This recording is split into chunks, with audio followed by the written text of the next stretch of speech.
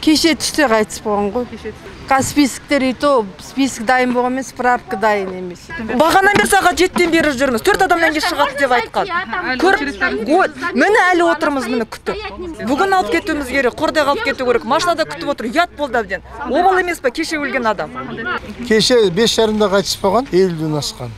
Әлі тұрмын алайын, бір еті анау жоқ, бірісі мынау жоқ. Енді елдің бәрі сөйлеуге қорқады қазір. 8 емес, бала 86 адам қайтыс болды деген. Қазір 150 адам деді. Біз өкіметке наразымыз. Халықтың жағдайын жасамай отыр. Халықты бүйтіп шуыртып қойды ғой. Милициямен келеді, артынан барады алып кетеді. Нақта қайттан шығып кетеді. Билігі бар адамдар. Қарапайым халық міне тұр, жылап. Мен мысалға қазір Шымкент, Түркістан облысы Арыс қаласын алып кетуім керекпін. Әлі тұрмын. Азында 7-ге келеміз. Әлі тұрмыз. Бүкіл өкімет ауысу керек. Жұмыс істейтін адам керек. Болды. Назарбаев кеше тойын тойлап 80-ге келген бюстін қойып жатыр ма?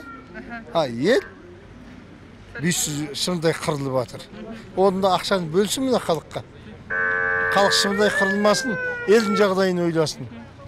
Бұл Алматы қаласы Қалқаман ықшам ауданындағы мәйітхана алдындағы 3 күн бұрынғы жағдай. Мәйітхана маңына жиналғандар туыстарының мүрдесін ала алмай сағаттап кезекке тұрған. Айтуларынша қайтыс болған туралы анықтама қағаз кешіктіріліп берілген. Ал бүгін мәйітхана алдында дүрбелең жоқ. Азаматтар еш кедергісіз жақындарының денесін алып кетіп жатыр. Алматы қаласы патологиялық бюроның директоры Бақытжан Әлбековтың сөзінше, мәйітханадағы жағдай тұрақталған. Мүрделерді алуда ешқандай қиындықтар туындап жатқан жоқ.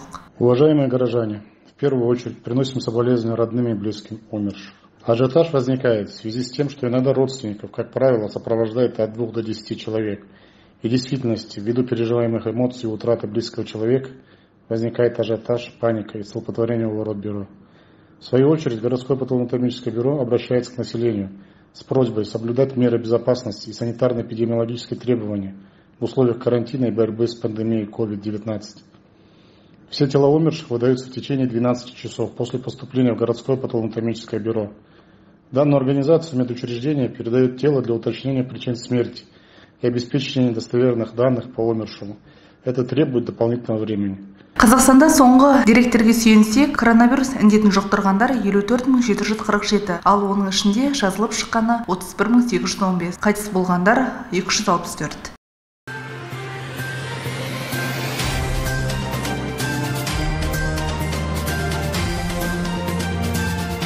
Қамшы жаңалықтары.